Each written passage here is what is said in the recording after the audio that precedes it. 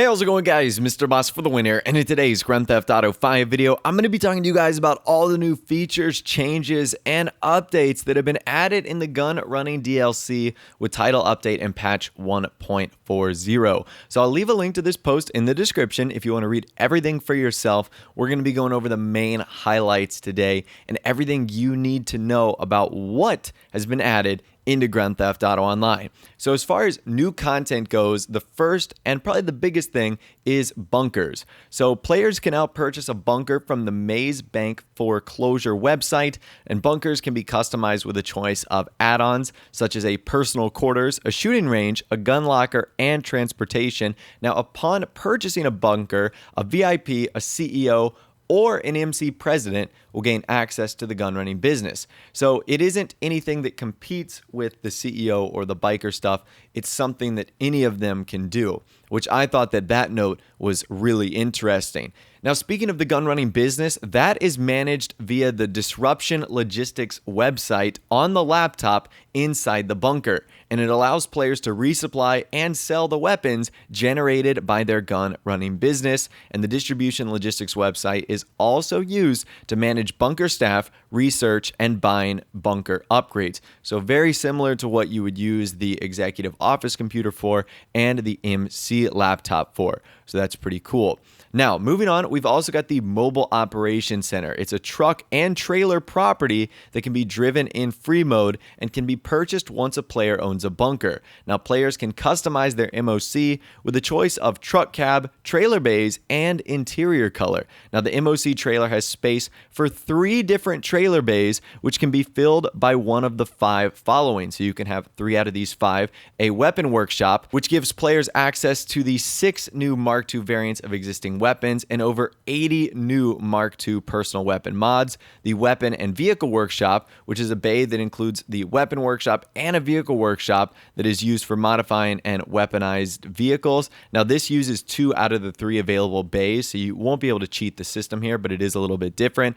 A personal vehicle storage, a bay that includes storage for your personal vehicle. A living quarters, which includes a seating area, wardrobe, and access to the mobile operations app used for launching mobile operations. And then the command center, which is a bay that includes wardrobe, access to the MOC remote turret, and the mobile operations app that is used for launching mobile operation missions. So now you might be asking yourself, what is the mobile operations? Well, these are accessed through the touch screen in either the living quarters or the command center bays. Now, operations are locked until the MOC owner has completed the number of resupply missions required by each operation. Now, after completing each operation, the featured weaponized vehicle and each operation becomes available at a significantly reduced trade price. So they're using the exact same thing that they did with import-export. Now, these missions are severe weather patterns that it requires you to intercept and take down Meriwether air supply lines in Blaine County using weaponized dune FAVs. The next one is half-track bully, where you have to infiltrate an enemy agent base of operations and limit their power by securing a weaponized half-track from the enemy fleet. Exit strategy, which requires you to protect the nation's important allies and customers as they try to depart LSIA by private plane and helicopter. Turreted trailers will be provided for the purpose and should be returned. Offshore Assets, which is where you launch a salvage operation on a downed freighter using an aquatic ATV. Cover blown is where a company mobile operations center has been made. You have to get to the ops center to safely maintain it and avoid being locked on by missiles. Mole hunt is where you use weaponized tampas to destroy signal jammers to find the location of a rogue agent and then take out the agent. And then you've got data breach, which is enemy agents are using the oppressor bikes, which is the rocket bikes, as storage devices for stolen computer data. You've got to get a hold of them and deliver them to a friendly cargo plane. And then work dispute, where you use those same oppressor bikes to take down a rogue company mobile operations center at our own HQ.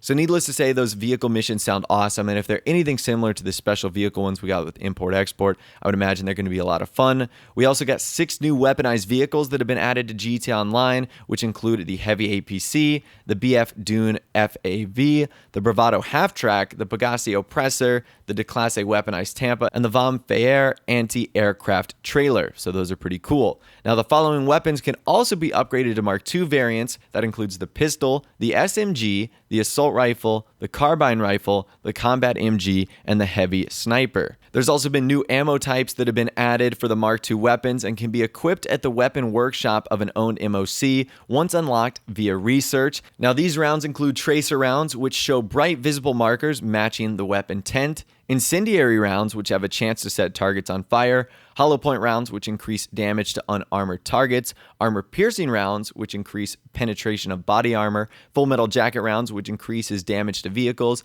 and penetrate bulletproof and bullet-resistant glass, and then explosive rounds, which create a small explosive impact. Rockstar have also added 750 new clothing items and outfits for both male and female characters. Now, I imagine a lot of those are simply different colors or different patterns of the same thing, but still, that is an absolute ton of new clothing.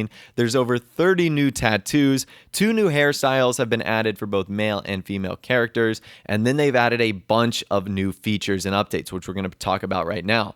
The first of which is Bunker Series, which is a new adversary mode series that consists of existing adversary modes that are set in the bunker interior. That includes Every Bullet Counts, Juggernaut, Kill Quota, Resurrection, Slasher, Till Death Do Us Part, and Trading Places. So we knew they were going to get some adversary modes in there. That one seems kind of interesting. There's also a new hood up/down option that has been added to the interaction menu, which will allow you to either have your hoodie up or down, obviously. A new jacket open or closed option, which has been added to the interaction menu too, thus allowing you to have your jacket open or closed. Ballistic equipment has also been added, which is a new set of armor that players can call in free mode if unlocked via research and purchased from the Warstock Cash and Carry site.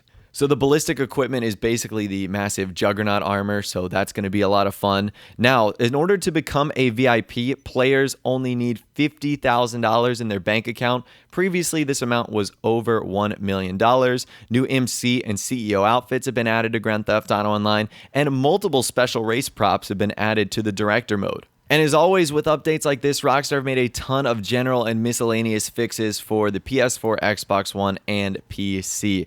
So there are so many to talk about. They touch on improvements that were made to prevent crashes and improve the quality of matchmaking and reduce the number of network connection issues such as disconnects and split sessions.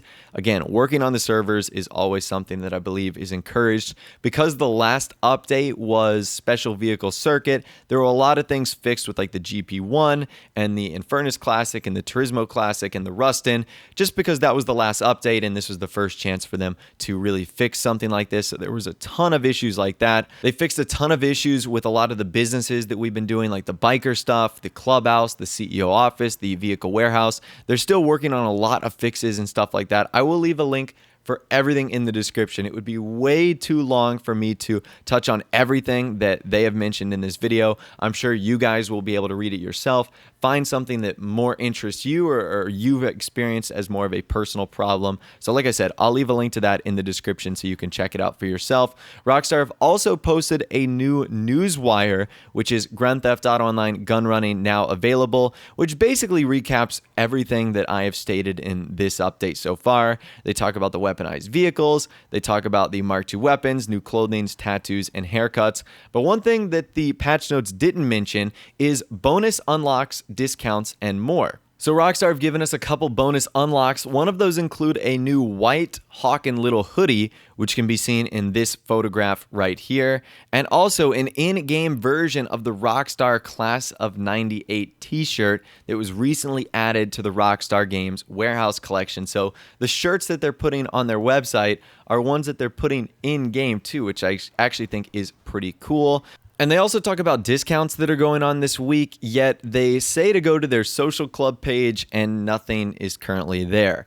However, according to FundMW2, there are 2 discounts, the FMJ getting a 25% discount and the adder getting a 25% discount as well. So the adder is $750,000, the FMJ $1.3 million. And they end by saying, stay tuned to the Rockstar Newswire over the coming days for details on the Gunrunning Snapmatic contest, Rockstar Editor contest, and social club sweepstakes, and plenty more. So I think this is really cool, and really that is everything so far that Rockstar has changed, updated, or added into the game with the gun running update. As always, I'll leave links to both those articles in the description so you can check them out for yourself, as I'm sure you might want to dive deeper into them. If you did go and enjoy this video though, a like rating would of course be awesome. And also subscribe to my YouTube channel if you are new or you like daily GTA 5 videos like this. With all the way guys, like I said, thanks so much for watching. Take care, and I'll see you guys in the next video.